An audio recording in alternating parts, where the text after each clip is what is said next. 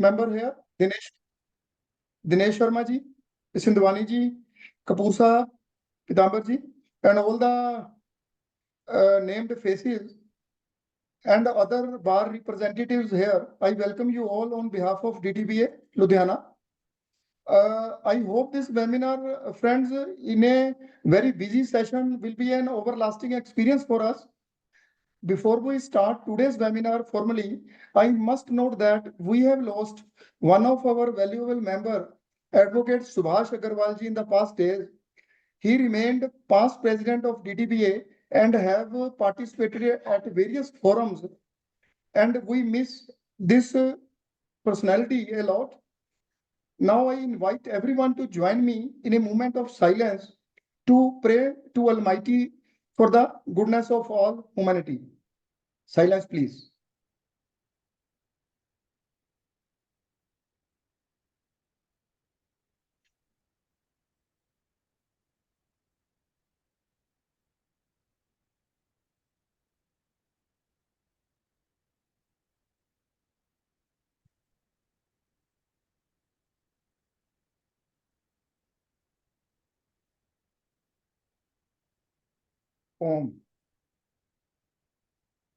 Dear friends, I would like to inform everyone that today's webinar is being chaired by President CA Sanjeev Gupta ji, and coordinator for the today's webinar is CA Arun Gupta ji, and our executive member CA Anshul Suji will take care of all the technical aspects. Friends, I feel delighted to name the distinguished speaker here for the today's webinar. CA Avinash Gupta ji, ex-chairman of NIRC of Institute of Chartered Accountants of India, who is with us to deliberate the topic of the day, changes in direct taxes in the Union Budget 2024. We are privileged to have CA Avinash Gupta ji, a distinguished personality among us today. He will share his insights on the aforesaid topic and help us navigate surely to navigate the challenges related to the direct taxes as emerged out of Union Budget just a few days before. Avinash ji, would you like to take queries as and when it arises or after the session, sir? Sir, as and when it arises. Avinash ji will take the queries as and when it arises. So members are requested to kindly put their queries in the chat box or by raising their hands. And I request CA Arun ji to have the query session. Now I request my president, sir, to have a welcome address to the speaker and to the all present. Sir, Sanjeev ji. Thank you, Deepak ji. Dear seniors, colleagues, and youngsters, a very good evening to all of you. Friends, amongst the audience, I'm seeing a galaxy of professional colleagues. Notably amongst them is our immediate past president, CA Ashish Agarwal ji, CA Amarjit Kamboj ji, CA Krishan Sindhwani ji, CA Dinesh ji, and many more. I welcome you all. Friends, annual Union Budget are such an event which is keenly watched by one and all. Especially we professionals watched and studied it in minute detail so as to update our knowledge and to get ourselves equipped to guide the citizens about the changes being brought in by the annual budget exercise. This year, the excitement was far more as it being the first budget under Modi 3.0 government and also a budget which is presented by the finance minister in coalition government environment and with all the challenges of inflation, unemployment, and growth being faced by the country.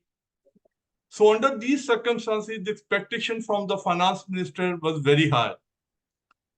Finance Minister Srimati Nirmala Sitharaman in our 7th consecutive budget tried to meet the expectation of various stakeholders. Somewhere she hit the target and somewhere she missed the opportunity. As far as the direct tax is concerned, there is a paradigm shift in the taxation of capital gain and others. And a lot of changes have been brought in TDS, block assessment, and reassessment proceedings. To decode the changes and to learn in a better way the changes brought in by the budget, we have amongst us our own CA Vinash Gupta ji, past chairman of NIRC, who is an expert in the matter. I'm sure at the end of this keenly watched and deliberated webinar, we all will be more knowledgeable. I'm thankful to Avinash ji for sparing his valuable time and addressing this webinar in the shortest possible time. So not standing between you and learned speaker, I hand over the mic to CA Deepak Jain to take the proceeding further. Deepak ji, please. Thank you, sir. Thank you. Friends, name of Vinash Gupta is not a new one to all of us. He's a great personality and a named one, but we have a formal introduction for our speaker. एक रस्म है, निभानी पड़ेगी. So for that, I would like to invite my Mr. Vice President, Sir CA Mohit Gupta ji, to formally introduce speaker, sir. Mohit ji, please. Thank you, Deepak ji. Sir, Avinash ji didn't need any recognition. He is from amongst us. But as a protocol, I'm telling you about his introduction. He is a fellow member of Institute of Chartered Accountants of India. He did his graduation from SRCC, Delhi University, and was awarded the best student of the college. He is also in the merit list of ICI in CA final. He is also law graduate and completed his LLM in international taxation from Vienna University, Austria. He has authored 3 books on international taxation, transfer pricing, and UAE corporate tax. He is also pursuing PhD in law on subject of taxation of digital transactions. He is also a regular faculty on UAE corporate tax and transfer pricing at ICI and various chapters.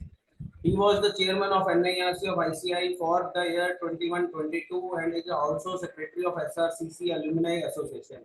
He is nominated as co-opted member of International Taxation Committee of ICI for the year 22-23. He is also president of Tax Research Foundation and NGO doing research in the field of taxation.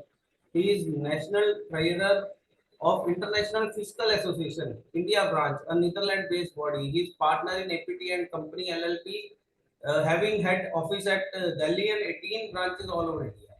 APT also has a branch office in Dubai, catering with the clients of entire GCC region. He has delivered more than 3,000 lectures at national and international level. He is visiting faculty at National Academy of Direct Taxes and other regional campuses, SRCC, ICI, ICSI, ICWI, RDTVA. He is also faculty member of certification course on international taxation for CAs. He was special invitee in various committees of ICI. He has experience of handling various international taxation, including transfer pricing matters. Sir, the list is very long. No more standing between Avinash ji and all the members. I request Deepak ji to invite him and give him the mic. Sir, please. Thank you, Mohit ji. Thank you, Mohit ji.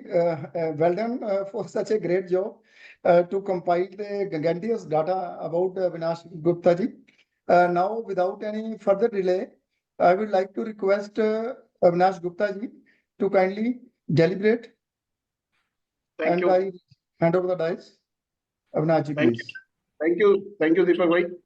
Respected President of the Bar, Sanjeev Gupta ji, Vice President Mohit ji, our Secretary Deepak Jain ji, senior member, and for the person who is always admiring me, Kamboj Saab, and the person who is behind this webinar and who have taken time from me and coordinating, and my very good friend and elder brother Arun Gupta ji, and all other distinguished members available on this webinar.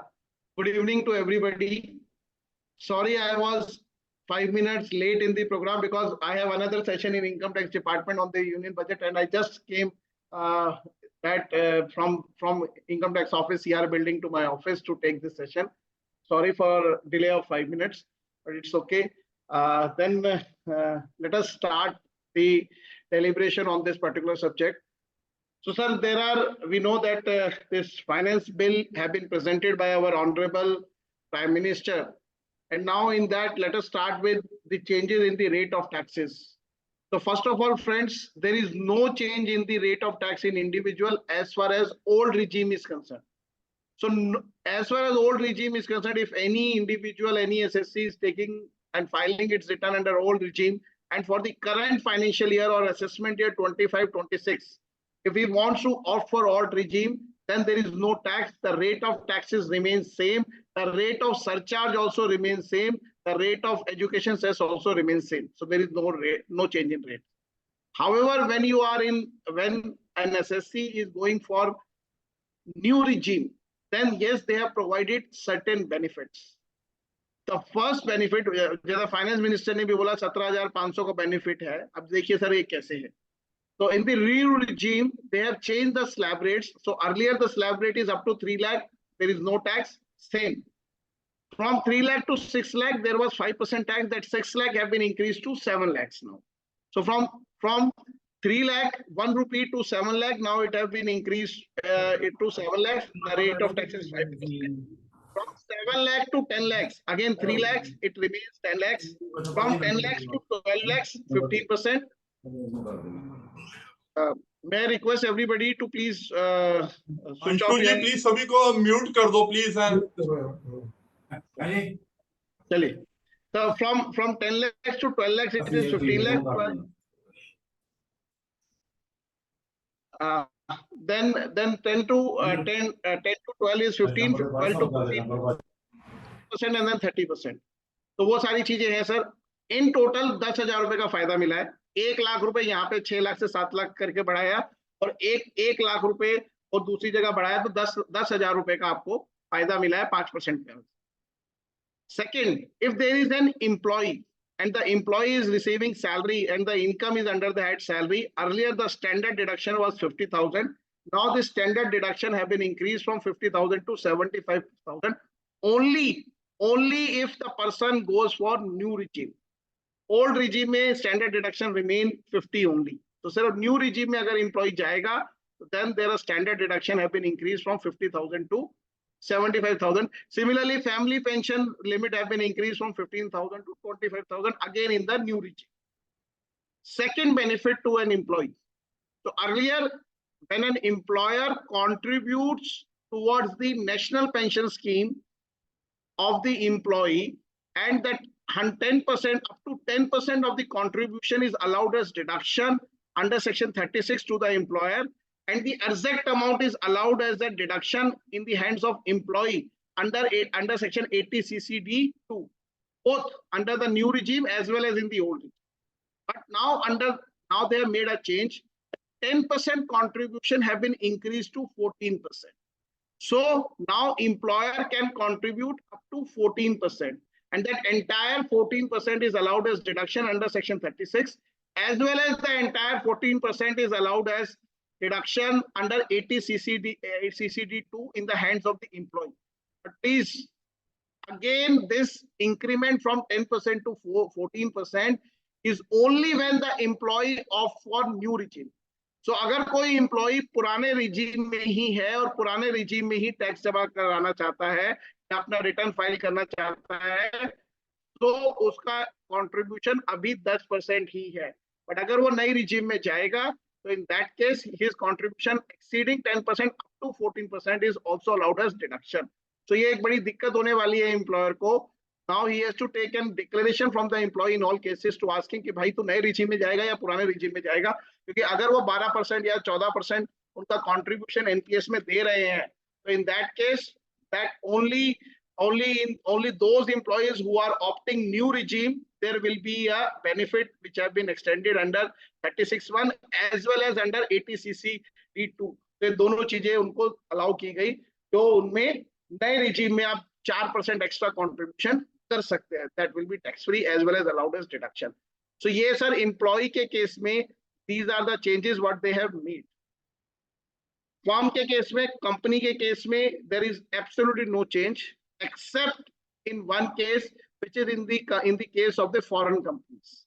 So हमारे यहाँ पे there are many people, many foreign companies who are operating here as branches. So जैसे जितने भी हमारे foreign banks हैं, whether it is Standard Chartered Bank, HSBC Bank, Citibank, they all operate in India through branches. Plus, there are n number of companies who are having permanent establishments in India. Arun ji discuss करते रहते हैं मेरे साथ permanent establishment के topic को कि इसकी permanent establishment बन गई कैसे करें. तो all those companies who are paying taxes in India because of they are having a PE in India. So earlier the rate of tax applicable on them was 40% plus surcharge plus cess. that 40% have been reduced to 35%. So all foreign companies having branch offices or permanent establishment in India, now the reduced rate of 35% will be applicable on them for the assessment year 25-26. Similarly, correspondingly, अगर आप 15 CACB certificates उनको issue कर रहे हैं, तो उनके अंदर भी PE के cases में अब जो आपको TDS काटना है 195 पे, वो आपको 40% ना काट के 35% plus applicable surcharge and cess पे आपको TDS काटना है. So that is the change as far as foreign companies are concerned. Partnership firm, cooperative society, everything remains same. So there is no change in it. Now let me come to the main change which happened with respect to the capital gain. तो sir capital gain का हम सब लोगों को direct impact है, तो वो पहले समझ लेते. Sir, what is the present situation? So there are 4 types of capital gains which are chargeable under different heads. There is one, first is called capital gain on listed securities, and it is a short-term capital gain which is taxable under section 111A. Presently, it is taxable at 15%. Then there are listed securities which are long-term capital gain taxable under section 112A. This is the second. Third is the long-term capital gain which is taxable under section 112 at the rate of 20% with indexation. And the fourth is the normal short-term capital gain which is taxable in the hands of the person at the normal rate applicable. अगर 5% के slab में है तो 5%, 15 के slab में तो 15%, 30 के slab में तो 30%. तो यही 4 तरह के सर हमारे कैपिटल गेन आते थे. Now what they have done? First of all, what is the long-term capital gain or what is the short-term capital? So उन्होंने कहा long-term capital gain is a gain which is or which have arisen due to transfer of the long-term capital asset, and short-term capital gain is a gain which have arisen because of the transfer of the short-term capital asset. अब sir Mohit ji हमारे इसमें हमने कहा कि what is the long term capital asset बताओ. उन्होंने कहा जी long term capital asset is a capital asset which is not a short term capital asset. Now the question come, what is the short term capital asset? तो उन्होंने कहा हाँ, अब इसकी डेफिनेशन हम बताते हैं. All listed securities which have been transferred within 12 months period is short term capital asset. मतलब अगर 12 महीने के बाद हुई तो क्या होगी? लॉन्ग टर्म कैपिटल एसेट हो जाएगी. सिमिलरली लैंड के लिए उन्होंने कहा कि अगर वो 24 महीने के अंदर ट्रांसफर हो गई then it is a short term capital asset. और बाकी सबके लिए कह दिया अगर वो 36 मंथ के अंदर ट्रांसफर हो गई तो then it is deemed to be a short term capital asset. तो 3 पीरियड दिए उन्होंने, 12 महीने, 24 महीने और 36 महीने. तो अगर आपने कुछ केसेस में 12 महीने से पहले कर लिया तो शॉर्ट टर्म है, तो कुछ बाकी केसेस में 24 मंथ से पहले कर लिया तो शॉर्ट टर्म है, और रिमेनिंग केसेस में 36 से पहले कर लिया तो शॉर्ट टर्म है. रिवर्स केस में हम कहें कि शेयर अगर 12 महीने के बाद बेचे तो मेरा लॉन्ग टर्म है, लैंड मैंने 24 महीने के बाद बेची तो लॉन्ग टर्म है, और अदर सिक्योरिटीज मेरे पास है अगर debt mutual fund etcetera etcetera, तो अगर वो 36 मंथ्स के बाद बेचे तो long term. Now they have eliminated 36 months. तो 36 मंथ्स का कोई पीरियड नहीं है, अब उन्होंने 2 ही पीरियड कर दिए, 12 मंथ्स एंड 24 मंथ्स. तो उन्होंने क्या कहा कि जो लिस्टेड सिक्योरिटीज है, जो यूनिट्स ऑफ म्यूचुअल फंड है, इक्विटी ओरिएंटेड म्यूचुअल फंड है या जीरो कूपन बॉन्ड है, 12 महीने तक शॉर्ट टर्म, 12 महीने के बाद लॉन्ग टर्म. पहले भी ऐसे ही होता था, it is like that only. जो अदर लिस्टेड सिक्योरिटीज थी, अदर लिस्टेड सिक्योरिटीज कौन सी थी? Listed debentures. There are other listed bonds securities. पहले जो इक्विटी ओरिएंटेड फंड्स नहीं थे, म्यूचुअल फंड नहीं थे बट लिस्टेड थे, उन सबका होल्डिंग पीरियड था 36 month. Now that also they have reduced to 12 months. तो 12 महीने के अंदर कोई भी लिस्टेड डिबेंचर, लिस्टेड बॉन्ड, किसी भी तरह की लिस्टेड शेयर्स, कोई भी लिस्टेड सिक्योरिटीज आप बेचेंगे, if it is sold within a period of 12 months then it is short term, if it is beyond the period of 12 months then it is long term. पहला तो ये इन्होंने कल से एप्लीकेबल होगा, आज से, कल से. 23 जुलाई 2024 के बाद. तो द थ्रेशोल्ड इज 22 जुलाई तक बेचे तो पुराना लॉ, 22 जुलाई के बाद बेचे 23 जुलाई 2024 और onwards, then it will be govern by the new law. इसी तरह से उन्होंने कहा कि जो अनलिस्टेड रह गए, जो अनलिस्टेड शेयर रह गए, अनलिस्टेड सिक्योरिटीज रह गई या इमूवेबल प्रॉपर्टीज रह गई, तो 24 महीने का आपका कैपिटल गेन है.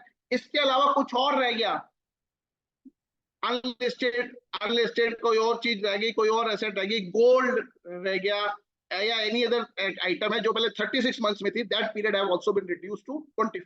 सो अब हमें सीधा सीधा ये कह दिया, लिस्टेड है तो 12 महीने, अनलिस्टेड है तो 24 महीने. That is a thumb rule that they have made it कि 12 महीने में लिस्टेड बेचोगे तो शॉर्ट टर्म, 12 महीने के बाद बेचोगे तो लॉन्ग टर्म. अदर एसेट 24 महीने के अंदर बेचोगे तो शॉर्ट टर्म, 24 महीने के बाद बेचोगे तो long term. This is one. 111A में जो 15% का रेट था, that rate have been increase to 20% for all the capital gain arising on और after 23rd of June. So Kamboj ji ने अगर 22 तारीख को सर आपने शेयर बेच के कैपिटल गेन कमाया तो 15%, और अगर ये फाइनेंस मिनिस्टर की स्पीच सुनने के बाद इन्होंने कहा इमीडिएट बेचो, आज तो फायदा मिलेगा नहीं, तो 23 तारीख को सुबेरे अगर फाइनेंस मिनिस्टर की स्पीच से पहले भी आपने बेच दिए तो भी उसके ऊपर 20%. That is there. Similarly 112A जो 10% का रेट था, that have been increase to 12.5%. तो पहले 10% था, वो 12.5 हो गया. अगेन 22 तारीख तक, 22 जुलाई तक 10% और 23 जुलाई एंड ऑनवर्ड्स को 12.5%. जो एग्जम्पशन लिमिट थी जिसमें 1 लाख रुपए तक का गेन हमारा एग्जम्प्ट होता था, that have been increase to 1,25,000. So अब 1.25 लाख तक के गेन के ऊपर आपको कोई टैक्स नहीं देना. 1.25 लाख के गेन के ऊपर का जो अमाउंट होगा उसके ऊपर 12.5% टैक्स देना है, with effect from 23rd July and onwards. Indexation आपको 112A में मिलती ही नहीं थी, तो इसलिए कोई फायदा नहीं. Now what is the major change sir? For all other capital, long-term capital gain under section 112, 112 में जो 20% का रेट था, that rate have also been brought down to 12.5%. So all other capital gain, long-term capital gain, which are earlier chargeable to tax at the rate of 20%, the rate have been reduced to 12.5% for all the transfers made on or after 23rd of July. अभी मेरे ख्याल से रचित भंडारी भाई हमारे हैं या नहीं, सबसे पहले उनका फोन आया. वो पिछले हफ्ते एक रजिस्ट्री कराने गए थे रजिस्ट्रार के पास, रजिस्ट्रार ने टाइम खत्म हो गया, उन्होंने कहा यार अगले हफ्ते आ जाना, कर दूंगा. तो पिछले हफ्ते करा लेते तो विद इंडेक्सेशन मिलता, और इस अब 23 तारीख के बाद कराएंगे तो विदाउट इंडेक्सेशन. तो the benefit of indexation of the cost of purchase और benefit of indexation of cost of improvement have been taken away from 23rd of July. 22 तारीख से पहले आपने अगर कोई प्रॉपर्टी की रजिस्ट्री करा ली है, कोई कैपिटल गेन्स, कोई गोल्ड सोल्ड कर दिया है, whatever you have done it before 23rd of July, that is subject to indexation with 20% rate.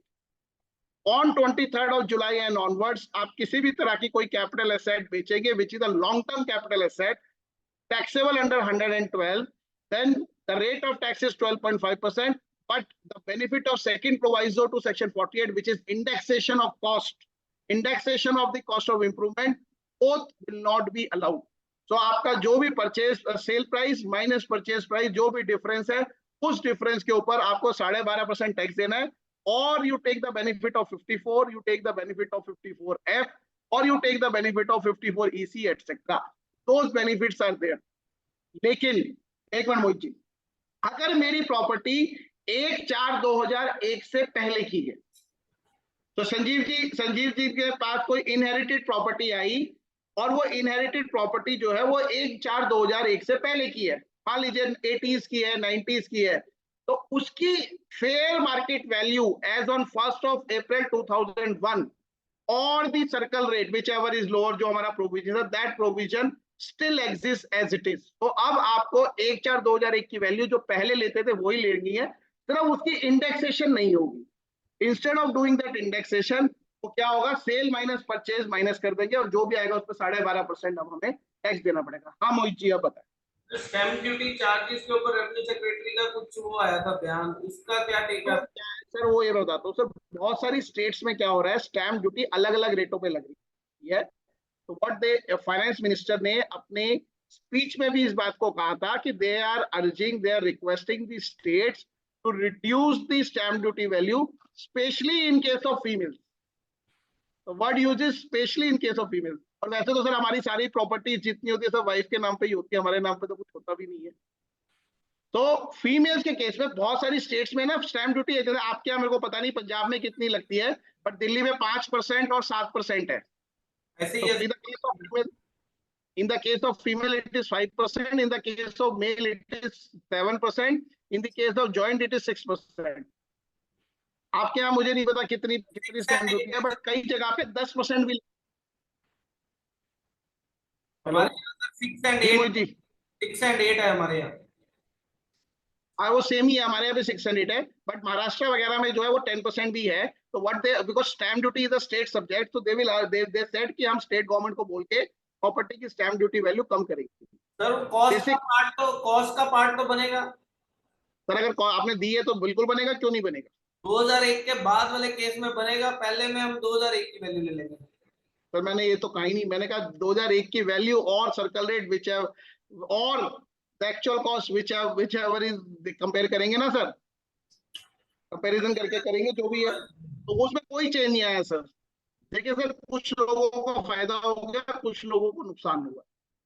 मान लीजिए मेरी 2001 की वैल्यू थी, 50 लाख की प्रॉपर्टी आ रही थी, उसका देखो 3.5 गुना के आसपास मुझे जो है कैपिटलाइज इंडेक्सेशन मिलता था। मान लीजिए उसको करते तो 1 करोड़ 7 लाख की, वो प्रॉपर्टी आज की डेट में मान लीजिए 20 करोड़ की है। मैंने 20 करोड़ की बेची, 3.5 करोड़ रुपए की मान लीजिए इंडेक्स वैल्यू थी, तो मुझे पहले जो है 20 करोड़ माइनस 3.5 करोड़ करके 16.5 करोड़ रुपए 20% देना पड़ता था।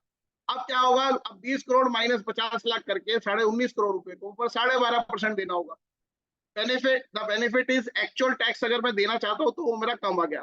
तो लॉस क्या हुआ कि 54 में पहले मुझे 16 करोड़ रुपए करना था, बट मैक्सिमम मैं 10 करोड़ कर सकता था। अब जो है, अब मुझे विदाउट इंडेक्सेशन करूंगा तो 19.5 करोड़ है, 10 करोड़ मैंने 54 में ले भी लिया तो मुझे 9.5 करोड़ रुपए देने पड़ेंगे। सिमिलरली 54F में भी ऐसी प्रोपोर्शनल गेन होगा, तो कहीं पे नुकसान होगा, कहीं पे फायदा होगा on a case to case basis. But now indexation theory is gone. Now you know the cost, you know the sale price, whatever is the difference, we have to pay 12.5% on that on a long-term capital gain, or take the benefit of 54F or 54EC or similar provision. That is what one has to do it. ठीक है sir? Any problem, any issue in this? किसी को कोई इस पे कोई पूछना हो या कोई अपना क्वेश्चन हो तो बात कर लेते हैं। एक क्वेरी है, is there any change in section 115 BAB, that is date of manufacturing increase to 31 March 25 और नॉट? सर अभी कोई अमेंडमेंट नहीं है उसको, there is no amendment as of now. BAB में there is no amendment proposed, there is no amendment proposed for MSME also. So जो MSME के लिए कहे थे उसके लिए भी कोई अमेंडमेंट नहीं। यस कंबोज साहब, सर आप म्यूट पे हो सर। अविनाश जी, आपने ये बड़ा अच्छा क्लियर किया है कि जो इंडेक्सेशन बेनिफिट है वो मिलना है, सॉरी इंडेक्सेशन बेनिफिट नहीं मिलेगा, लेकिन 2001 की जो वैल्यूएशन है जो पहले हम करते थे, वो 2001 की जो पुरानी एसेट्स हैं उसकी वैल्यूएशन वैसे ही चलेगी। वैसे सर इसमें ना जो सबसे ज्यादा जरूरत आती है ना, वो आती है लैंड एंड बिल्डिंग के केस में।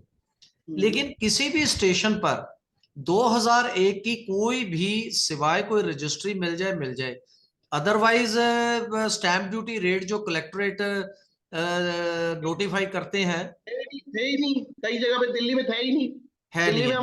हमारे 2006 में आए हैं दिल्ली में। तो सर मैं ये एक सुजेशन दूंगा कि आपकी तरफ से या इंस्टीट्यूट की तरफ से, जैसा आप ठीक समझे, अगर कोई गवर्नमेंट इसको एक पर्टिकुलर, जैसे 81 होता था पहले, 2001 कर दिया, अब 2001 की बजाय ये 2011 कर दे, 2011 में जो वैल्यूएशन है। कंबोज साहब आपकी बात हमने पहले ही सुन ली थी, और कल TPL वालों को, कल TPL के जॉइंट सेक्रेटरी कॉल इंस्टीट्यूट में आए थे और ऑलरेडी कम्युनिकेट कर दिया है। Very good. 2001 को 1/4/2007 कर दो, क्योंकि 1/4/2007 तक हर स्टेट में सर्कल रेट आ गए थे। और आपके इंफॉर्मेशन के लिए बता दूं, they are agree to it.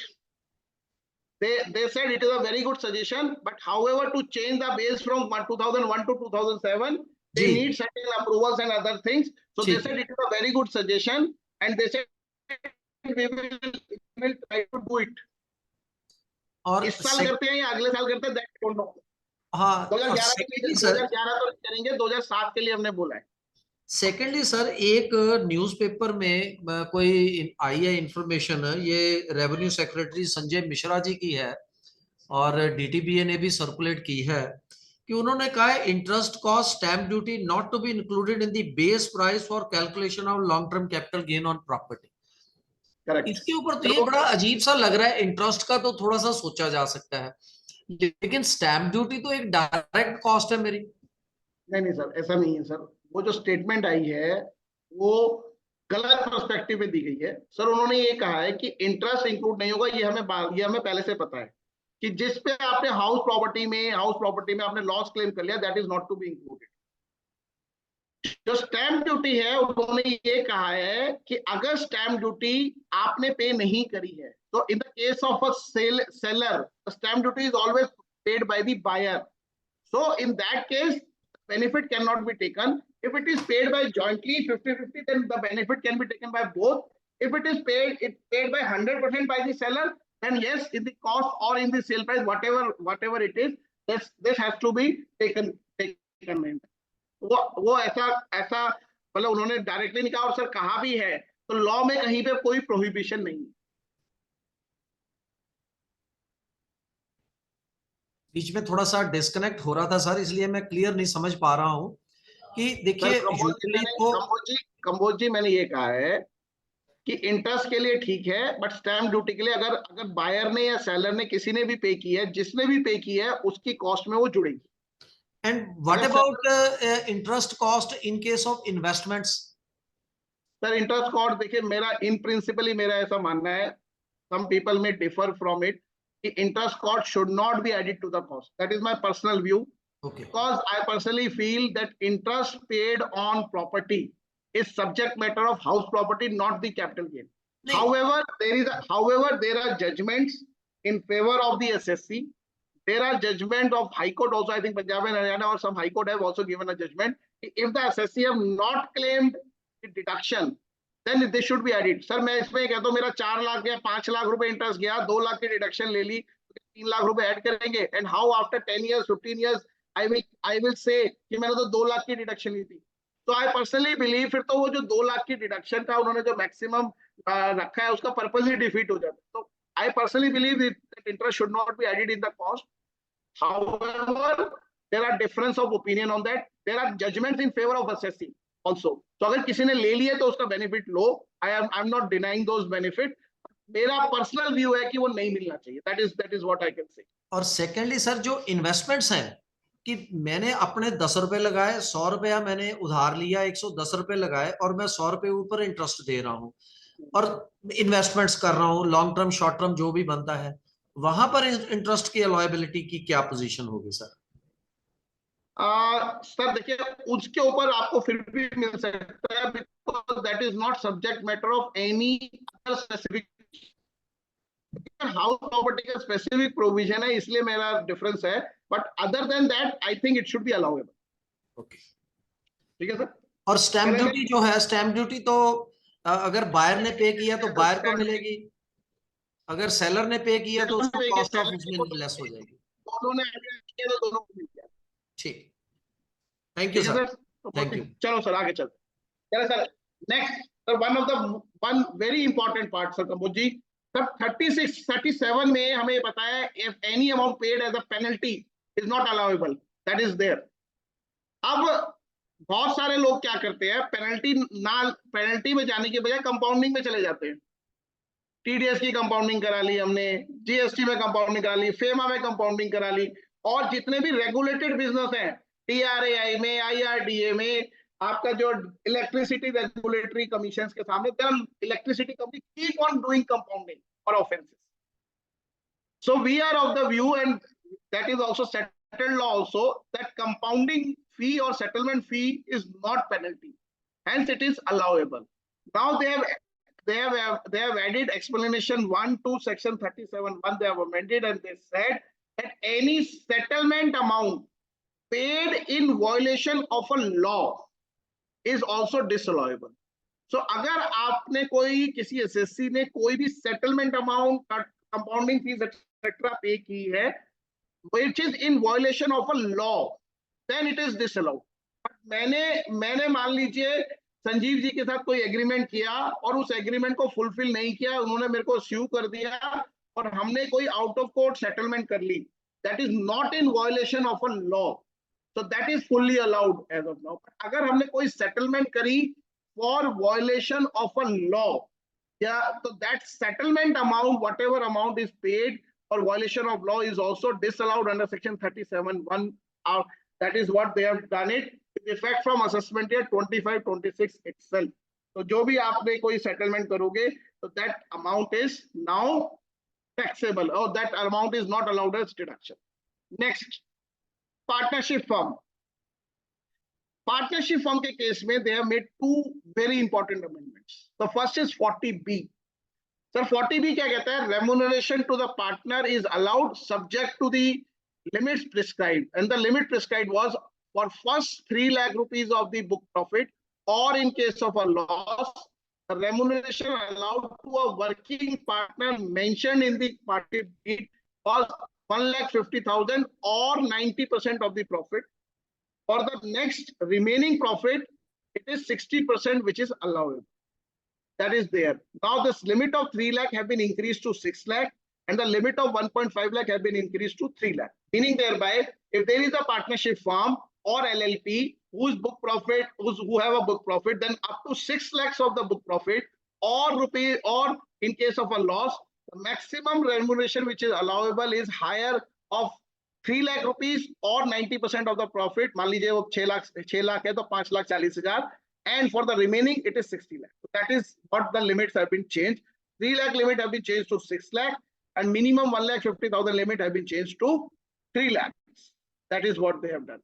इसके साथ सर इन्होंने एक और कर दिया. There is a section they have introduced is 194T. 194T क्या कहता है सर?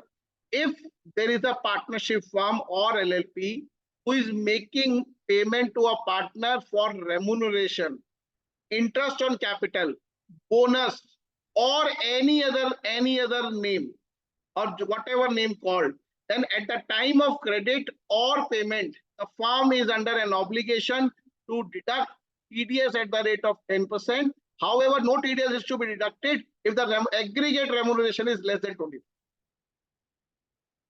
तो दीपक जी, अगर आप आपकी फर्म से आप रेम्यूनरेशन ड्रॉ करोगे 1 अप्रैल 2025 के बाद, नॉट बिफोर दैट, तो 1 अप्रैल 2025 के बाद if you withdraw any amount from the partnership firm, then partnership firm has to deduct tax at the 10%. Sir कुछ चीजों के लिए अच्छा हो गया, हम दुनिया का एडवांस टैक्स जमा कराते हैं और अपना खुद का एडवांस टैक्स जमा कराना भूल जाते हैं. फिर आदमी जब रिटर्न भरते थे तो 234B और C का इंटरेस्ट देना पड़ता था. मैं खुद देता था सर, मैं दूसरों को क्या बोलूं, मैं तो खुद करना पड़ता था. हमेशा कोई ना कोई इंस्टॉलमेंट तो भूल ही जाता था. भूल गए तो हो जाता था. अब क्या है सर, अब आराम है. अब 10% TDS कट जाएगा. 15 लाख तक की इनकम होगी तो 10% TDS, इनकम टैक्स ही 1.5 लाख रुपए आना है, 1,40,000 आना है, प्लस सरचार्ज वो प्लस सेक वेक लगाएंगे तो 50 डेढ़ के अंदर है. तो एटलीस्ट हम लोगों को ये जो है वो वी आर हैप्पी. विकास जी, ये असेसमेंट ईयर 25-26 नहीं है सर, ये सेक्शन उसमें लिखा हुआ है, it is applicable from 1 April 25 because it is a TDS provision, it is applicable with effect from the date. So it is not applicable for the current year, it is applicable for the next year. So please be corrected विकास जी. अभी उन्होंने एक message लिखा तो मैं just I want to clarify this. So all the amount withdrawn, all the amount credited on or after 1 April 25, this provision is applicable. अब इसमें sir कुछ issues हैं. अब इश्यूज क्या हैं सर? मोहित जी कहते हैं कि सर मैं तो रेम्यूनरेशन ही साल के आखिरी में डालता हूँ 31 मार्च को. कोई दिक्कत नहीं सर, अब 31 मार्च को रेम्यूनरेशन डालो, 31 मार्च को TDS डिडक्ट कर लेना, और 30 अप्रैल लास्ट डेट है, 30 अप्रैल तक करो. कहते हैं सर मैं तो बैलेंस शीट ही सितंबर में बनाता हूँ. कोई बात नहीं सर, डालते तो 31 मार्च में हो ना, तो 31 मार्च को TDS करके 7 महीने का इंटरेस्ट दे दो, 7 महीने के इंटरेस्ट का जमा करा दो. Is no point of it. हमारे अरुण भाई है, ये तो एक नया काम करते हैं. ये क्या करते हैं, पूरे साल जो है वो 50,000 रुपए हर महीने निकालते रहते हैं, और आखिरी में जाके कहते हैं अच्छा अब बताओ फर्म का प्रॉफिट कितना है, 50 लाख, चलो जी इसके 60% रेम्यूनरेशन 30 लाख, और 30 लाख के ऊपर टैक्स दे देते हैं. अब ये नहीं चलेगी. अगर आपका कोई भी विड्रॉल है, जो ये अरुण जी आप जो 50,000 रुपए महीने के निकाल रहे हो अपनी फर्म से, on each amount you have to withdraw, you have to deduct tax at the rate of 10%. अब अरुण कह रहे सर ऐसा कैसे, मेरा तो ओपनिंग बैलेंस ही खड़ा पार्टनरशिप फॉर्म में 1 करोड़ रुपए, then it is okay. So then you are withdrawing, you are making the drawings out of the opening capital of the firm. अगर आप ओपनिंग कैपिटल में से पैसे निकाल रहे हो, then it is not regarded as the remuneration. अगर ये कह रहे हैं सर मैं तो प्रॉफिट का शेयर ले रहा हूं, I am not charging, I am not putting up as salary, then it is also that share of profit is also exempt. There is no tax on that share of profit. So on that share of profit also there is no TDS under section 194T. But अगर आप इसके अलावा कुछ भी करते हो, अगर आप किसी भी तरह का remuneration, bonus, commission, etc. करते हो, तो on that particular payment you have to withhold at least 10% of the tax at the time of payment or credit, whichever is earlier. On this, if anybody have any question, they can ask. Sir ये नहीं बोला वापस लेने के लिए, हैं? ये नहीं बोला वापस लेने के लिए। सर आपके ऊपर टैक्स लगाना था ना इसलिए। और सर सीए फर्म के लिए पता कितना मुश्किल है। अरे सर बहुत आसान है सर। कौन सा सारा अपना टीडीएस है ना पार्टनर्स का। आप दिनेश भाई बताओ। You are on mute. Dinesh ji unmute करो, दिनेश जी अनम्यूट करो यार, ਤੁਸੀਂ दिनेश जी एनआईआरसी मेंबर हो यार, अनम्यूट तो कर लो। अरे उनको अलाउ करोगे तभी तो अनम्यूट करेंगे। दिनेश जी ये तो वो वाली बात कर दी। हाँ, मैं अविनाश भी पहले आप बोल दो फिर मैं बोलता हूँ। ये अरुण को सुनाना पड़ेगा थोड़ा सा। भाई अनम्यूट कर ले, कहता राइट नहीं दूंगा तेरे को, अनम्यूट कर ले। पर नहीं वो वाली बात कर दी कि आप आए नहीं, आएंगे तो तब जब इनविटेशन दोगे। कोस्ट नहीं बनाया हुआ कमेटी ने, इनको बताओ। भाई गलत बात है, एनईआरसी मेंबर को पहले तो होश में आना चाहिए। अच्छा अविनाश भाई, कमिंग टू द पॉइंट, इसमें जो है what is the ideology behind this provision 194T? Partner salary डल रही है, उसका टीडीएस देखो, बीसीआर की क्लॉज लगा दी, वो तो वैसे ही मजाक लगता, बीसीआर भी नहीं होना चाहिए था उसमें। क्या आइडियोलॉजी है इसकी?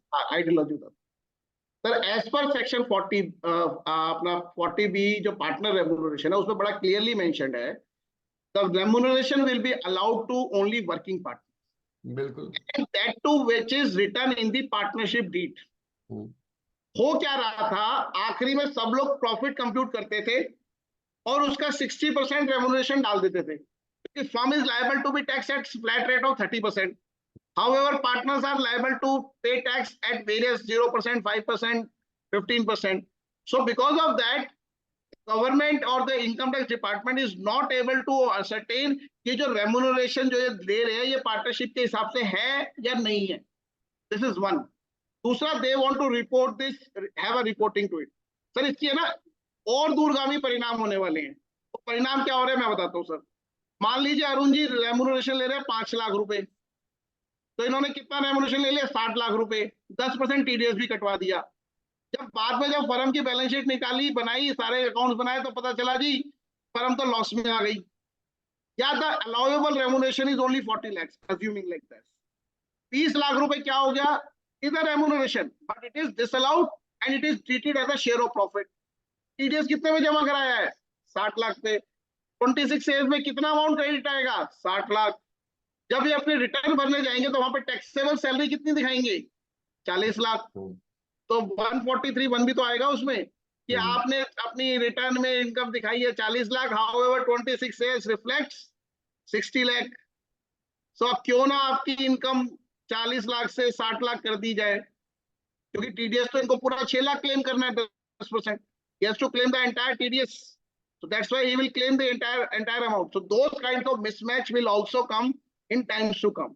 तब आप मान लीजिए, ये मान के चलिए सर, जितने भी पार्टनरशिप फर्म्स हैं, मोटा मोटी उनका जो प्रॉफिट और रेम्यूनरेशन है वो आपको 30 अप्रैल से पहले करके और उसका जो है टीडीएस जमा कराना पड़ेगा. That is what one has to take care of that. Otherwise there will be a penal consequences with respect to interest on delayed payment of TDS, etc. Those will be applicable. I hope Dinesh bhai, I have clarified this particular part. Is it clear? जी sir, clear. ठीक है जी, आगे चलिए। चलिए sir आगे चलते हैं sir. Sir आप कैपिटल गेन में एक और इम्पोर्टेंट और वेदर दो और इम्पोर्टेंट चेंजेस हैं which I want to take up. Sir एक है ना, हमारे यहाँ पे बहुत सारे हमारे जो एसएससीज होते थे, they are investing in gold ETFs, they are investing in mutual fund, they are also investing in ETFs and fund of funds. So they are investing on those mutual funds who further invest in other funds. So हमारे यहाँ पे जो 111A और 112A था, उसके अंदर बड़ा clearly mention था कि अगर 65% या उससे ज्यादा इक्विटी शेयर्स में लगा हुआ है फंड का, then only it is treated as equity oriented fund. Otherwise it will be treated as other than this होते के बावजूद भी जो है इनका ये नहीं पता था कि इसको लॉन्ग टर्म माने 112A में लेके जाएं, 112 में लेके जाएं या 111A में लेके जाएं। नाउ इन्होंने कह दिया, क्या कर दिया, इन्होंने एक नया सेक्शन डाला 50AA, और 50AA में इन्होंने कहा कि all ETFs, gold ETFs, fund of fund units of the FOF etcetera are always treated as short term.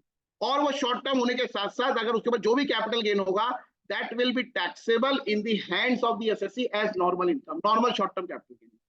तो उसको इन्होंने क्या कर दिया, normal short term capital gain आप जब मर्जी खरीदो, जब मर्जी बेचो, irrespective of that, those are governed by a special provision of 50AA. That is what they have done it. So this is an important amendment with respect to those who are investing in ETFs, gold ETFs, and fund of funds, etc., etc. So that is that 50AA amendment was made. Next, sir, buyback of shares. Sir, buyback में बहुत important tax planning थी और एक बहुत important problem भी थी. क्या important problem और tax planning थी, sir? If there is a closely held company, that closely held company is buying back its own shares, so that company is liable to pay a tax at the rate of 20% plus surcharge plus cess, etc. on the amount of buyback less issue price. अब जो है हमारे मोहित जी और दीपक जी ने company बनाई हुई है, अभी दोनों फोन पे बात कर रहे हैं, वैसे उन्होंने दोनों ने एक मिलके कंपनी बनाई, दोनों कंपनी बना के 10 करोड़ रुपए का प्रॉफिट कमा लिया। अब इन्होंने कहा जी करें क्या इस प्रॉफिट का, रेम्यूनरेशन ले ले। मैं कहा जी बिल्कुल नहीं ले सकते, इंस्टीट्यूट ने प्रोहिबिट किया हुआ है, you can not take remuneration because you are in full time practice. तो उन्होंने कहा कैसे पैसे निकाले, मगर दो ही तरीका, या तो डिविडेंड डिक्लेयर करो, इफ दे डिक्लेयर डिविडेंड तो उसके ऊपर टैक्सेबल इन देयर हैंड्स, दोनों 30% से ऊपर है, 30% टैक्स लगेगा, और अगर नई रिजीम में भी जा रहे हैं तो 25% का सरचार्ज लगेगा। 5 करोड़ से ऊपर की इनकम है दोनों की। So instead of doing that they go for buyback. अगर कंपनी बायबैक कर ले अपने शेयर्स को, कंपनी को 20% का कैपिटल 20% का टैक्स देना है, प्लस उसके ऊपर सरचार्ज देना है, दोनों में लगभग 8% का डिफरेंस है, पैसे इनके अकाउंट में आते हैं। अब हमारे कंबोज साहब का एक दिक्कत आई, कंबोज साहब कह रहे हैं मेरा जो एसएससी है उसको क्या हुआ, उसको ईसॉप्स मिले, 200 रुपए का शेयर था 20 रुपए में मिल गया, तो इशू प्राइस इज 20, और उसने जो 180 रुपए उसके ऊपर परक्विजिट टैक्स दे दिया। कंपनी ने क्या किया, these are unlisted companies and again closely held companies, now the company have done a buyback. 200 रुपए का वो जो मार्केट वैल्यू का शेयर था वो 4000 रुपए का हो गया, 4000 रुपए बायबैक है। तो 4000 रुपए कंबोज जी जब बायबैक किया कंपनी ने, तो 4000 सेल प्राइस माइनस कितना करेगी सर कंबोज जी, आप म्यूट पे हो।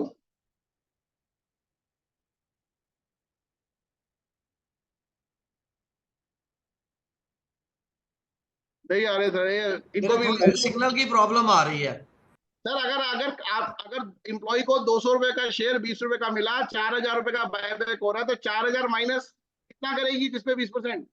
हाँ जी, माइनस 200 करना चाहिए। हाँ जी, हाँ जी सर वहां पे लिखा हुआ इशू प्राइस, कंपनी ने इशू कितने में किया, 20 रुपए में किया, तो कंपनी को टैक्स देना पड़ता था, वो 4000 माइनस 20 रुपए करके 3980 रुपए में टैक्स दिया। तो एम्प्लॉय ने बेचारा ने 180 रुपए में टैक्स दे रखा है परक्विजिट पे, तो that become dead loss. Similarly क्या हुआ, हमारे दीपक जी ने क्या किया, कुछ शेयर जो है इन्होंने इशू पे ले रखे थे 10 रुपए के हिसाब से, मेरे को 500 रुपए के बेच दिए। कंपनी ने 4,000 रुपए का बायबैक किया, कंपनी को टैक्स देना पड़ा 4,000 माइनस 500 नहीं, 4,000 माइनस 10 रुपए। उस 490 रुपए पे दीपक भाई ने पहले ही टैक्स दे रखा है, long term capital gain, short term capital gain, that also become a dead loss. तो ये प्रॉब्लम भी थी और प्लानिंग भी थी कि अगर म्यूचुअल, तो अब इन्होंने क्या कर दिया सर, बड़ा इंपॉर्टेंट चीज इन्होंने अमेंड किया, उन्होंने कहा कोई बात नहीं, इन case of a buyback of shares of a closely held company on और आफ्टर 1 अक्टूबर 2024, तो 1 अक्टूबर 2024 से पहले जितने बायबैक करने हैं वो पुरानी स्कीम के हिसाब से कर सकते हैं। 1 अक्टूबर 2024 के बाद whenever company who is a closely held company or a company in which public is not substantially interested, if they do a buyback, the entire amount is deemed to be dividend in the hands of the shareholder. तो company को 20% tax नहीं देना, अब share holder की income में जुड़ जाएगा as dividend, chargeable to tax under income from other sources, no deduction of any sort, कोई डिडक्शन नहीं मिलेगी, कोई एग्जम्पशन नहीं मिलेगी, जो आएगा सीधा सीधा उस पर टैक्स। अब जो इंडिविजुअल है, जो शेयर होल्डर है, जिसके पास वो शेयर्स थे, जो बायबैक में गए, उसको कहा उन्होंने that is called as extinguishment of right with sale value 0। तो उसकी sale value 0 less cost. So अगर दीपक जी ने वो बेचा 10 रुपए का शेयर, तो 10 रुपए इनकी कॉस्ट है, मैंने वो 500 रुपए का खरीदा तो 500 रुपए मेरी कॉस्ट है, और कंबोज जी के बंदे को अगर वो ई-शॉप में मिले तो उसकी फेयर वैल्यू 200 रुपए थी, तो 200 रुपए उसकी कॉस्ट। सो दैट 200 रुपए will be the cost of acquisition and that will be treated as a capital loss.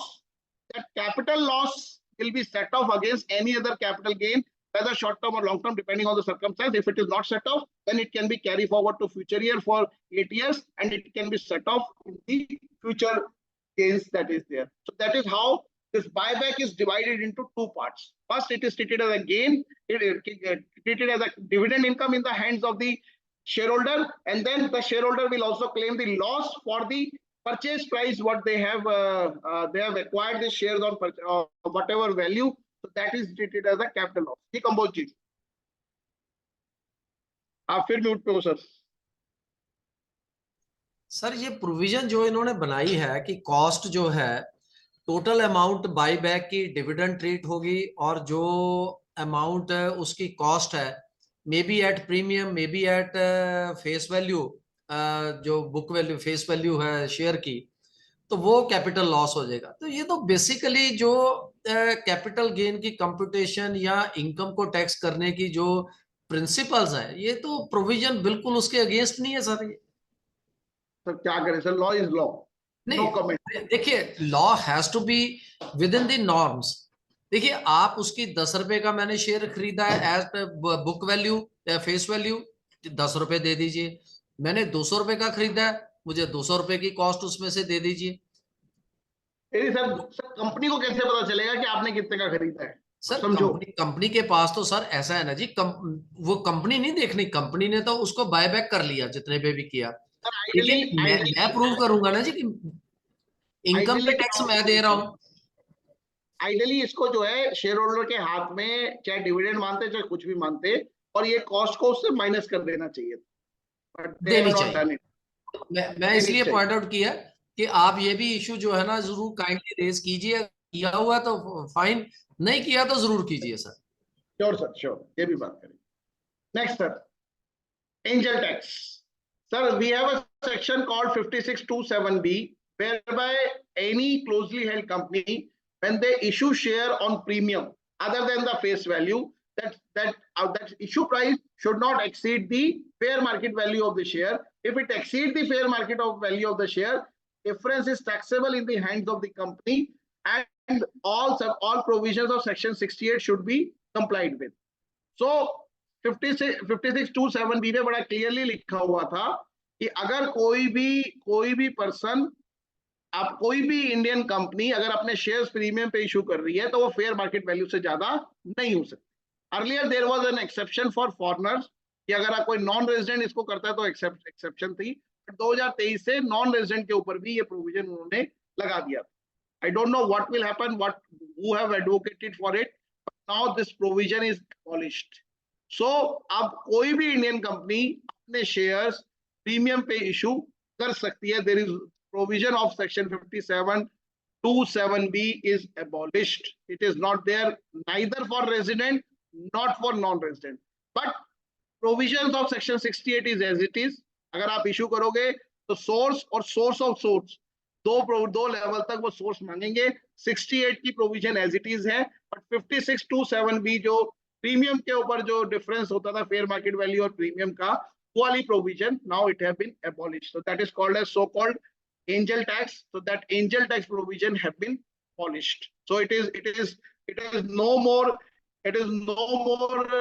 in existence. So hence this is a big relaxation which have been given to all the people, specifically those startups who do not comply with all the conditions. So there are many startups which are struggling with this. So that is a welcome step for all the startups and other companies who are issuing shares on premium.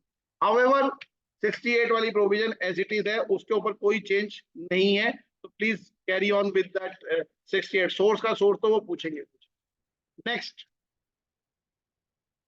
So हमारे जो संजीव जी हैं बार के president, ये अभी सबको लेके जा रहे थे सिंगापुर क्रूज पे घुमाने.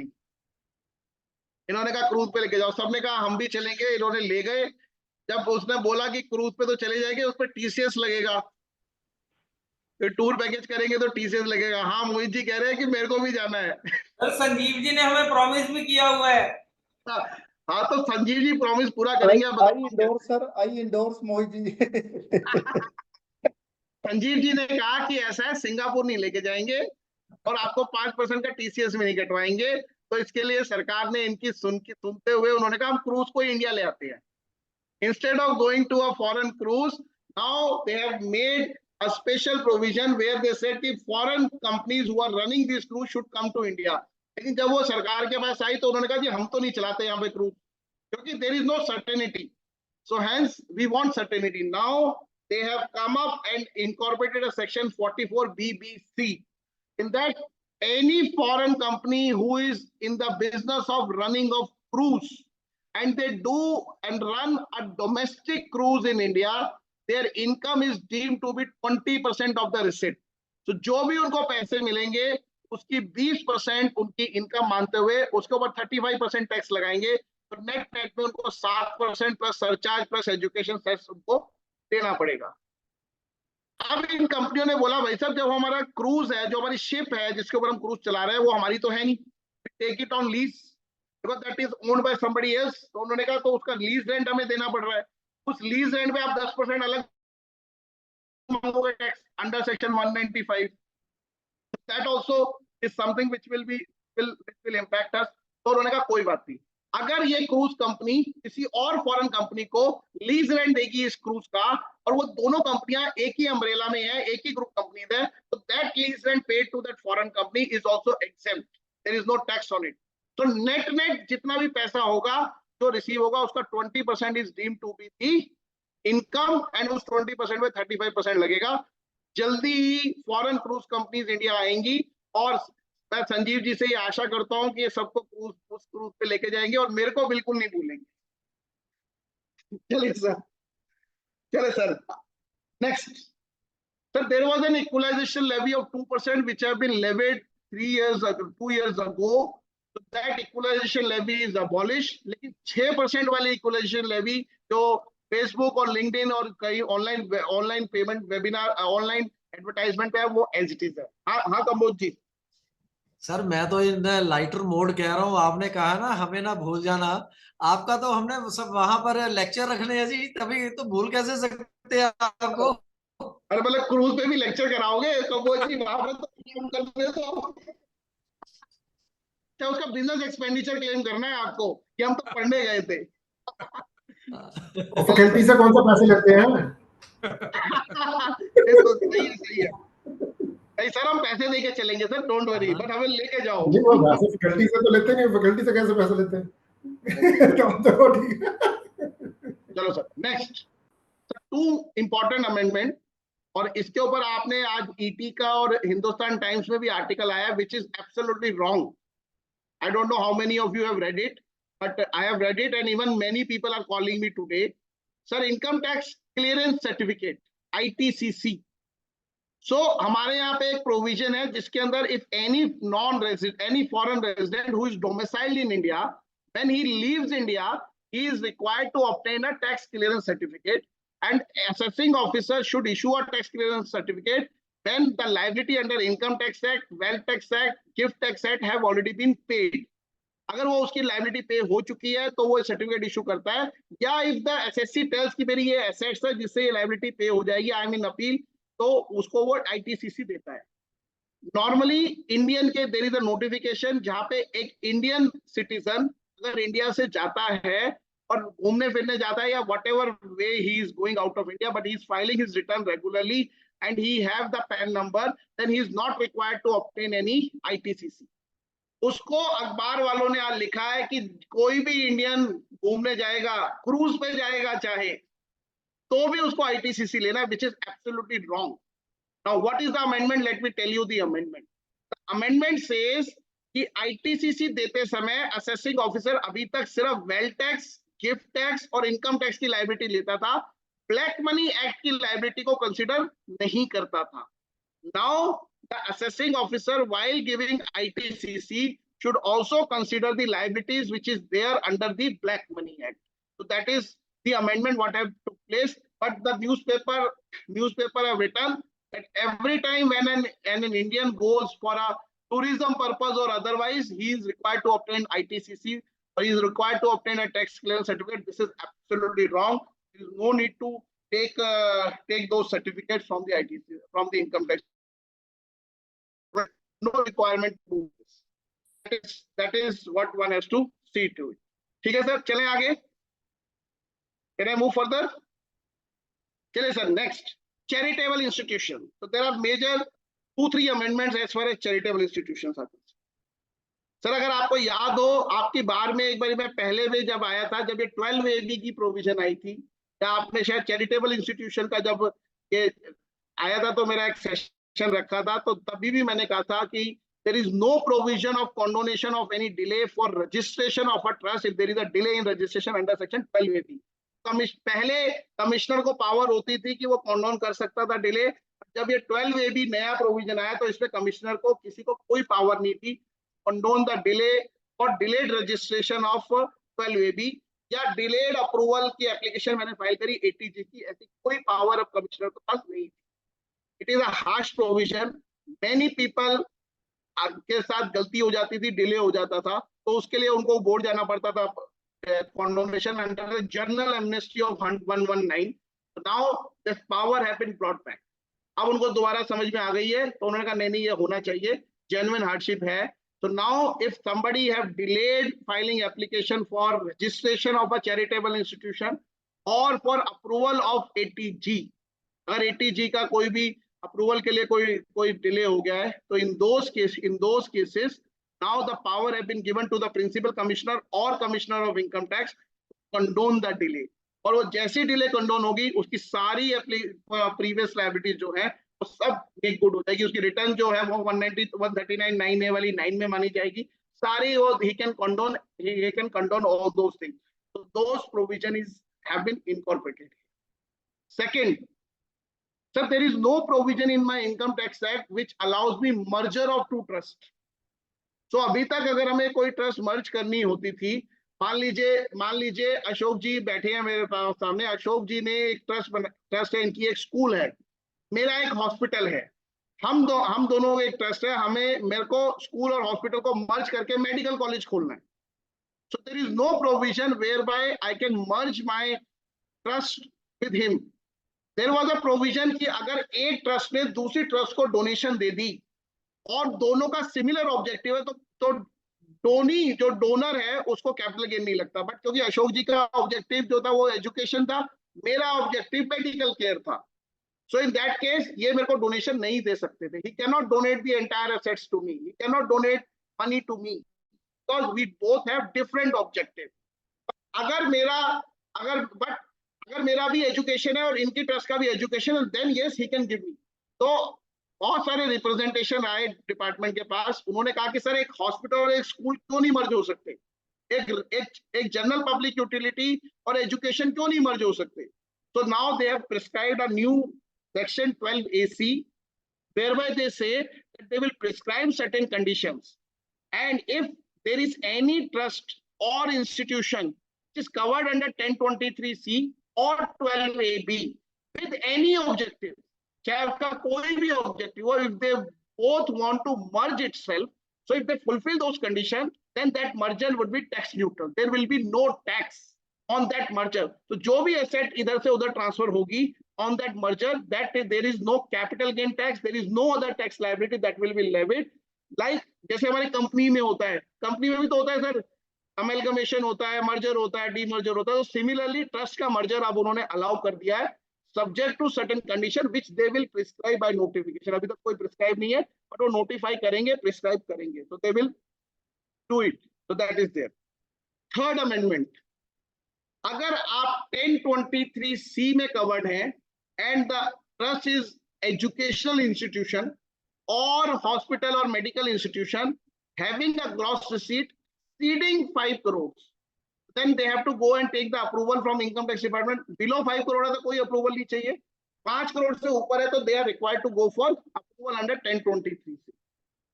That they have told on or after 1st October 2024, 1 अक्टूबर 2024 के बाद 1023C में कवर्ड हॉस्पिटल्स और एजुकेशन इंस्टीट्यूशन जिनकी रिसीट 5 करोड़ से ज्यादा है, जिनको अप्रूवल की आवश्यकता है कि कोई भी एप्लीकेशन फाइल नहीं हो सकती.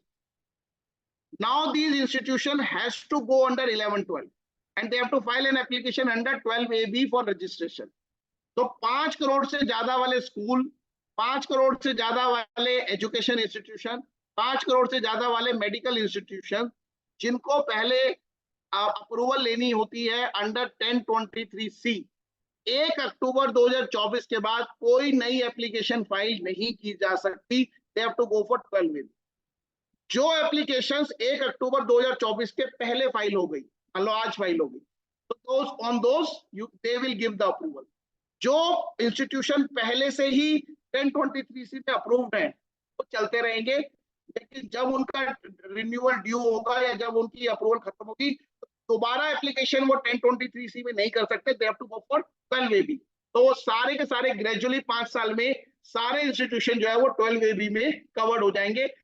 Now for education institution and hospitals only one section will govern. 11, 12, 13 में अब उनको रह जाएंगे. नए रजिस्ट्रेशन वो 1023C में 1 अक्टूबर 2024 के बाद नहीं देंगे. They will not accept any application. So that is a welcome change where they merge both of them, but not actual merger. Gradually everybody will move to 12AB. Next amendment sir, अभी जो approval under 12AB है या approval under 80G है या registration under 12AB and approval under 80G है, that will be granted 6 months from end of the month in which application is filed. Now that month have been replaced with quarter. So now they will grant approval 6 months from the end of the quarter in which application is filed. तो कुछ के लिए 6 महीने है, कुछ के लिए 7 महीने और कुछ के लिए 8 महीने. So that month have been changed to quarter. तो ये आपका जो पीरियड ऑफ रजिस्ट्रेशन का जो टाइम पीरियड अप्रूवल का है वो थोड़ा बढ़ा दिया. इसी तरह से 80G का जो टाइम पीरियड है वो भी थोड़ा सा बढ़ा दिया. That is what they have done it. That is all for charitable institutions. Next, tax administration या assessment. Sir, block assessment में there is a sea change because I don't deal in such cases, but I will tell you what is there. I am not the expert of search, तो जो search करते हैं वो they will tell us better. But what they have done it. Sir, 1995 में they have come up with the concept of single order for the entire block. पहले तो sir हमारा 10 साल का जो ब्लॉक था that have been reduced to 6 years. And now there will be a single order for 6 years plus year of search. तो 7 साल का एक सिंगल ऑर्डर आएगा. सिंगल ऑर्डर आने के कारण आपको फायदा हुआ. There is no interest on 234 ABC. क्योंकि सिंगल ऑर्डर आएगा तो आज ही ऑर्डर आया है, इसी तरह का कोई जो है ABC का कोई इंटरेस्ट नहीं लगेगा उसके ऊपर, जो भी डिमांड निकलेगी.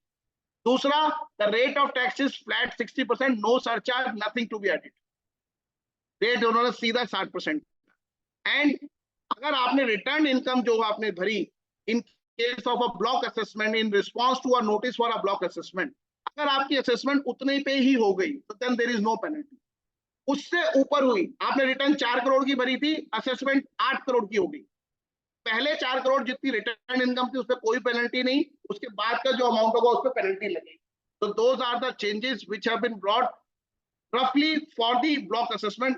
There are certain procedural changes what they made, but I am not taking those changes in detail because I am not expert of that particular search matter, but they have done it like this. Ji, sir, आप again mute पे हो। Sir over a period of time लग ये रहा है कि successive governments यहाँ with every budget ये उसी प्रोविजंस पे वापस आ रहे हैं जो पहले हुआ करती थी। जब ब्लॉक असेसमेंट का कॉन्सेप्ट बिल्कुल क्लियर हुआ, ला बिल्कुल फाइनलाइज हुआ, इन्होंने उसको चेंज करके हर साल में लेने लग गए। अब उसमें दिक्कतें आनी शुरू हो गई, तो कभी रेट बढ़ा देना, कभी ये। देखिए एक बार आई थी फिस्कल पॉलिसी, आपको याद होगा सर कि 5 साल के लिए कोई भी अमेंडमेंट जो है ना बहुत जरूरी होगी, वो अमेंडमेंट करेंगे। उसको पूरा नाम मुझे याद नहीं आ रहा कि गवर्नमेंट ने डिसाइड किया था कि 5 साल के लिए हम जो भी अमेंडमेंट करेंगे ना उसको छेड़ेंगे नहीं। पर सर ठीक है सर, वो जेटली साहब ने बोला था, पार्लियामेंट के हाउस पे बोला था, दैट इज देयर सर। लेकिन है ना, please understand certain practical difficulties also. Sir वो इतनी ज्यादा सर्च होने लग गई कि वो असेसिंग ऑफिसर जो सेंट्रल सर्कल में वो ऑर्डर ही बनाता रहता है, कभी कुछ छूट जाता है, कभी किसी का ऑर्डर छूट जाता है। That is why they said कि हम सिंगल ऑर्डर पास करेंगे 7 साल का, which is logical also. अब वो क्यों किया था, क्या नहीं किया था, I don't want to get into all this because I am not expert of such. Let me admit this fact. I don't deal in such cases. तो उसका कोई ना कोई रीजन था, officers are overburden, that's why they did it. But गलत जो आप कह रहे हैं वो भी ठीक है कि यूनिफॉर्मिटी नहीं है, बल्कि सर इसमें फायदा ये है कि यूनिफॉर्मिटी हो जाएगी तो फिर आप क्रूज पे पढ़ोगे थोड़ी, फिर तो क्रूज पे एंजॉय करोगे ना। अब जो है क्रूज पे बुला के पढ़ना पड़ेगा। That is why this provision is like that. चलिए sir, sir one very important 148A वगैरह सब स्मॉल अमेंडमेंट है, वो I am not dealing with it. One very important amendment is CIT appeals. Sir, CIT appeals presently do not have any power to set aside the matter. Cannot set aside. So what happen is in many cases the case goes to CIT appeal and CIT appeal case goes to ITT and then it got set aside. So generally ऐसे cases देखे गए, those are those cases where order have been passed under 144, which is ex parte order. मेरे को notice नहीं मिला, मुझे detail नहीं पता चली, उनको टाइम बारिंग था, उन्होंने 144 पास कर। आफ्टर 144 पता चल, मेरे को पता चला, मैंने अपील फाइल करी। अब CIT अपील चाह के भी बहुत कुछ नहीं कर पा रहा। So now a power have been given to CIT appeal whereby he can set aside an order which is passed under section 144, either 144 read with 143(3) or 144 read with 147 or 144 read with 153 or whatever it is. So जो भी best x party orders हैं, best judgement assessment है, उनके orders को CIT appeal AO के पास set aside कर सकता है, नॉर्मल ऑर्डर को सेट असाइड नहीं कर सकता। those provision have been incorporated in the power of the CIT appeal, which I believe is a welcome step. Next, sir, TDS. Sir, on various sections where the TDS rate is prescribed for 5%, those have been reduced to 2%.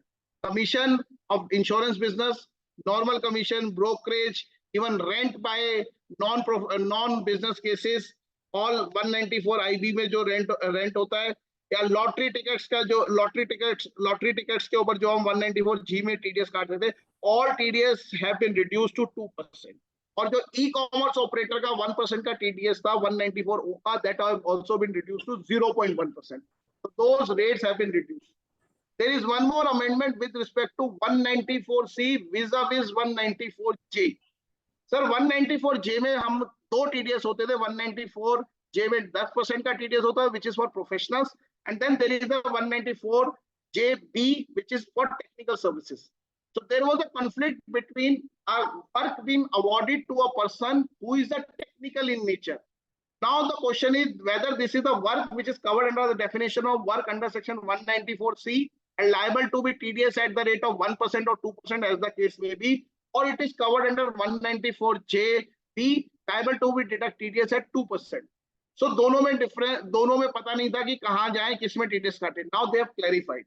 Under section 194C, in the definition of work, they have amended and they said any amount which is covered under 194JB liable to be taxed, liable to be TDS is liable to be deducted at 2% under 194J itself. Then this is not covered under the definition of work under 194C, meaning thereby उसके ऊपर 194JB का TDS कटेगा 2% का, 194C का TDS नहीं कटेगा. तो 194JB will override the 194C. That is what they have made it. Next, 192. Sir आपके केसेस में ये इंपॉर्टेंट है. जब हम 192 का टीडीएस काटते थे तो उस 192 टीडीएस में अगर कोई उसका हाउस प्रॉपर्टी का टीडीएस कटा है, कोई उसका इंटरेस्ट का टीडीएस कटा है, benefit of the same has been given while deducting the tax under 192. However, there is no benefit for the TCS collected for purchase of car, TCS collected for purchase of foreign currency, TCS collected for foreign tours, etc. There is no provision to use that. So employee को बेचारे को उसका refund claim करना पड़ता था in the return of income. Now they have amended this provision with effect from 1st of October 2024. उसका जो भी TCS कटा है, जो भी TDS कटा है, all TDS, all TCS is to be taken into account while computing the TDS under section 192. That is a welcome step what they have done. Similarly, there is a TCS in case of minor. आपका बच्चा जो है बाहर जा रहा है, उसने education loan लिया, उसने जो है पैसा बाहर भेजा, फॉरेन करेंसी का टीसीएस कलेक्ट हो गया बैंक. तो टीसीएस माइनर की इनकम पेरेंट के हाथ में क्लब होती है, बट उसका टीसीएस क्रेडिट क्लेम करने का there is no provision. There is no provision where I can take the credit of the TCS collected in the case of minor. Now they have made this provision also available that okay, whatever TCS which have been collected by the bank at that time, that TCS is also allowed to be claimed by the parent. That is there. TDS late payment करते थे 1.5% का TDS 1.5% का interest लगता था. TCS late deposit करते थे तो 1% का लगता था. Now that 1% have also been increased to 1.5%. So चाहे आप TDS late deposit करो, चाहे TCS late deposit करो, both now the rate of interest is 1.5%. Next, sir एक बहुत अच्छी amendment I and I was behind it for last 2 years. मैंने इसके लिए बहुत बातचीत करी, बहुत लोगों को समझाया, which is prosecution in case of TDS. आपके यहाँ पे भी हो रहा होगा, दिल्ली में तो बहुत ज्यादा हो रहा था सर. एसएससी ने अपना TDS जमा करा दिया, विद इंटरेस्ट जमा करा दिया, एंड देन उसके बाद उसको जबरदस्ती कह रहे थे कि आप कंपाउंडिंग कराओ, नहीं तो हम प्रोसिक्यूशन करेंगे. All prosecution notices have been issued and I am for that कि एसएससी ने खुद अपने आप बताया, खुद अपने आप इंटरेस्ट भी जमा करा दिया. There is no outstanding. Why are you doing a prosecution against? And in one of the case we got a favourable judgment also from Delhi high court, whereby it was held that SSC himself had made everything good and no prosecution should be made in those cases. Now they have amended the law and they says कि आपने अगर किसी SSC ने अपना TDS late deposit कराया along with all interest जमा करा दिया, due date of filing of TDS return तक करा दिया, मतलब अप्रैल मई जून का 31 जुलाई तक करा दिया, जनवरी फरवरी मार्च का 31 मई तक जमा करा दिया, तो उसके ऊपर किसी भी तरह की कोई प्रोसिक्यूशन नहीं लॉन्च होगी. There is no prosecution to be launch on that particular person. तो वो चीज वो उसका एक वेलकम स्टेप है, बट इट इज गुड. मैंने उनको रिक्वेस्ट करी थी कि इसको due date of filing of return से जोड़ दो, क्योंकि बहुत सारा टीडीएस जो है ऑडिट के टाइम पे पता चलता है वो होता है, but they have not done it. But ठीक है, अभी कर दिया, शुरुआत करी, अगली बार इसको ड्यू डेट पे कराने की कोशिश करेंगे. चलिए सर नेक्स्ट. अरुण जी को एक नुकसान हो गया. अभी ये यूएस गए थे बेटे के पास, तो मैंने इनको कहा था कि सर एक रोलेक्स खरीद लाना और मुझे दे देना. So there was a TCS on car if he purchase exceeding 10 lakhs. तो इस सेट कि मैं यूएस से नहीं दूंगा, इंडिया से खरीद के दूंगा. अरुण भाई याद रखना, आपने रोलेक्स देनी है. So now they have made an TCS at the rate of 1% on luxurious goods. Definition of luxurious goods, the government will notify whether this include watches, paintings, or whatever it is. They have not specified as of now, but those luxurious goods they will notify. And whenever a person buys those luxurious goods exceeding 10 lakh rupees, now there is a TCS which has to be collected at the rate of 1%. Sale of immovable properties. In case of immovable properties, we already know in 194 IA that if it exceeds 50 lakhs, then there is a TCS of 1%. बहुत सारे लोग ये कह रहे थे नहीं 50 lakhs is per seller per buyer. If there are 2 buyer, 2 seller, one is both are selling at 90 lakhs 45 each. Many people are not withholding tax on the ground that each buyer or each seller amount does not exceed 50 lakhs. उन्होंने clarify कर दिया. Aggregate of value, the value of the property is to be considered. If the value of the property is 50 lakhs or more, then the TDS has to be deducted at the rate of 1% under 194 IA. तो वो एक उन्होंने एक clarificatory amendment डाल दी. Next, sir, revised return of TDS. There is no sunset limit for revising the TDS return. आप कभी भी अपनी TDS रिटर्न को जो है वो रिवाइज कर सकते थे, उसके ऊपर कोई प्रोहिबिशन नहीं था. अभी 2008-9 की भी आप कर सकते थे. तो अब उन्होंने एक लिमिटेशन डाल दी कि 6 साल तक अब आपकी TDS रिटर्न रिवाइज हो सकती है. Beyond 6 years you cannot revise your TDS returns. So TDS return maximum of time allowed to revising the returns is 6 years that they have done it.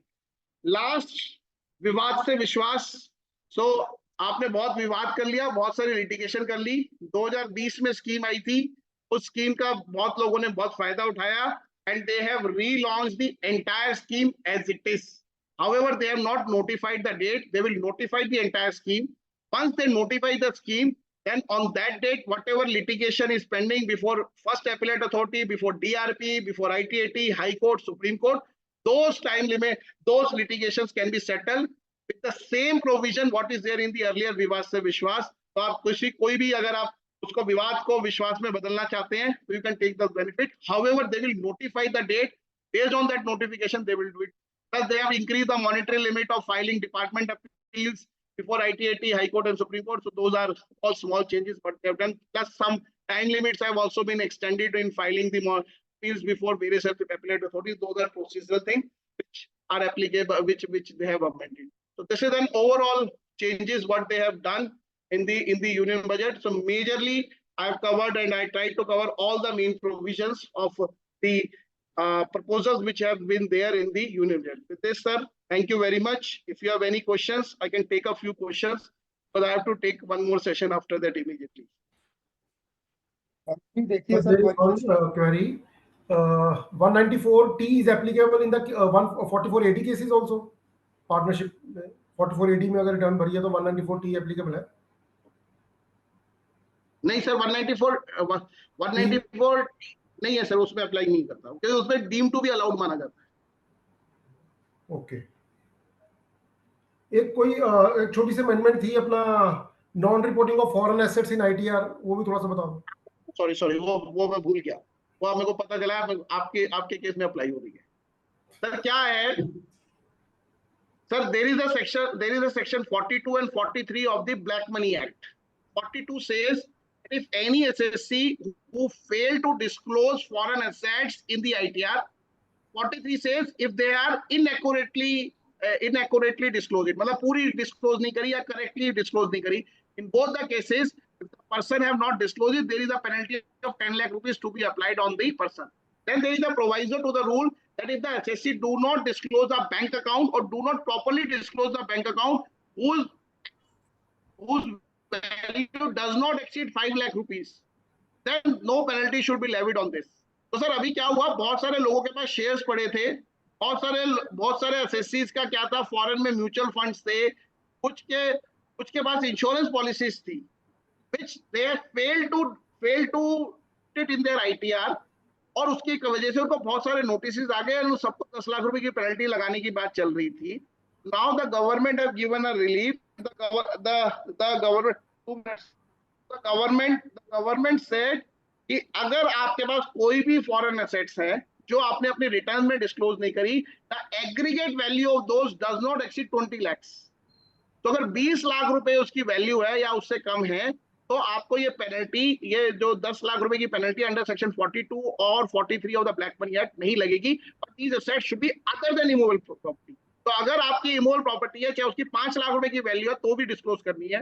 But अगर आपके पास कोई म्यूचुअल फंड है, कोई और fund में पैसा लगा रखा है, कोई ट्रस्ट में पैसा लगा रखा है, कोई इंश्योरेंस पॉलिसी ले रखी है, या ईसॉप्स है आपके पास, या आपके पास फॉरेन के शेयर्स है, कोई फॉरेन मार्केट में पैसा लगा रखा है, तो all those information needs to be disclose. 30 lakh से कम है, नहीं भी करी तो कोई दिक्कत नहीं है. 30 लाख के ऊपर है तो आपको 10 लाख रुपए की पेनल्टी. जी कंपोज जी. सर ये जो इम्यूनिटी है अविनाश जी, जी ये जो इम्यूनिटी है ये पुरानी जो हमारी गलतियां की हुई हैं, किसी ने पुराने समय में रिटर्न भरी हुई है, सब पे लगेगा। सब पे एप्लीकेबल रहेगा इम्यूनिटी। प्रोसीजरल अमेंडमेंट है, सब पे लगेगा। और 20 लाख बैंक जो है अलग से देखना है जी, 5 लाख या वो भी इसी में all asset All other than immovable property। Right जी। जी कंबोज साहब म्यूट पे हो अगेन। अविनाश जी, क्या ये जो 20 लाख की इन्होंने फिगर दी है, ये पिछले सालों में 10 लाख थी, ऐसा भी कुछ सुनने में आ रहा है? 5 लाख थी सर, 5 लाख थी only in case of bank account था। ओके। शेयर पे 0 थी, म्यूचुअल फंड पे 0 थी, इंश्योरेंस पॉलिसी पे 0 थी, ट्रस्ट के बेनिफिशियरी पे 0 थी, तो सबको एग्रीगेट 20 लाख कर दिया। टोटल 20 लाख अब कर दिया। Yes sir. सर मेरे केस में क्या हुआ, क्योंकि उनके फादर इन लॉ यूएस ये में बड़ा रहते थे। बड़ा ड्रास्टिक सीरियस सेक्शन है जी, कि जी। 10 लाख की पेनल्टी जो है ना, वो कंफर्म भी बड़े केसों में हो चुकी है। नहीं सर लगी है सर, मैं को बता रहा हूँ सर, मेरे केस में उसके फादर इन लॉ ने उसके लिए एक इंश्योरेंस पॉलिसी खरीद ली, बेटी के लिए और दामाद के लिए। उनको यहाँ नोटिस आ गया, उनको पता ही नहीं है कि हमारी कोई इंश्योरेंस पॉलिसी भी है। पहले तो हमने डिनाई किया कि हमारी तो पॉलिसी नहीं है, फिर उन्होंने सबको निकाल के दे दिया कि पासपोर्ट नंबर है सेम है, डेट ऑफ बर्थ सेम है, ये सेम है, वो सेम है। बाद में पता चला तो उन्होंने कहा अच्छा पूछते, तो पता चला फादर इन लॉ ने ले रखी है जी दोनों के लिए पॉलिसी। बेचारे बिना बात ब्लैक मनी में 10-10 लाख रुपए की पेनल्टी पड़ रहे हैं। तो इस तरह की है, ठीक है सर 20 लाख तक एग्जाम कर दिया, आई थिंक एटलीस्ट एक स्टार्ट तो हुआ ना।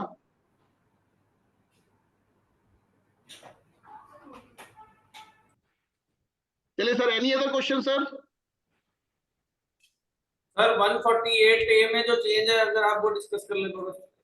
कोई चेंज नहीं है सर, सिर्फ उन्होंने सेक्शन जो पहले क्लॉजेस थी उसको सब सेक्शन बना दिया, एवरीथिंग रिमेन सेम। ठीक है सर, ठीक है जी।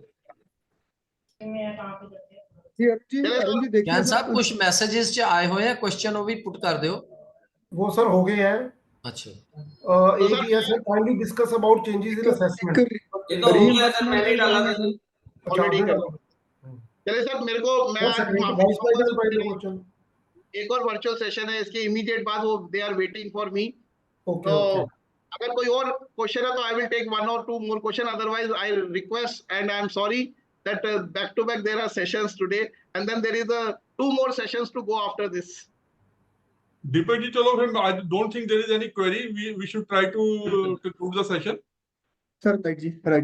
Thank you sir Avinash ji, thank you for your remarkable session and your ability to explain every detail of the subject.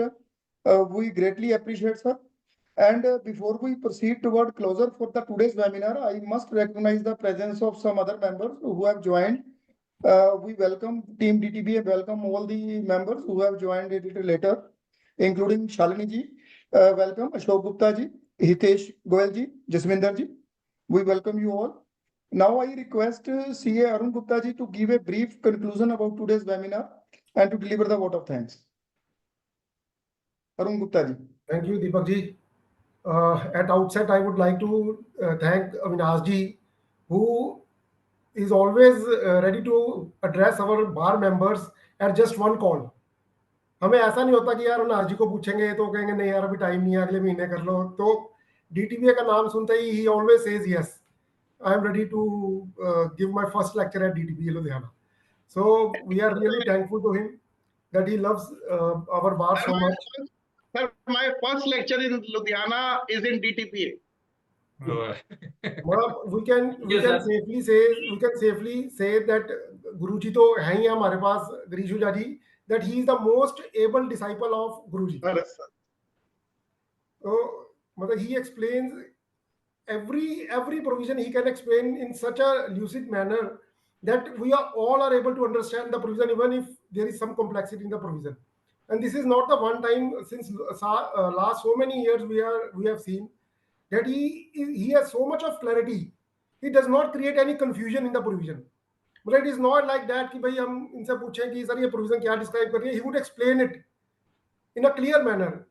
After his explanation, there is no confusion.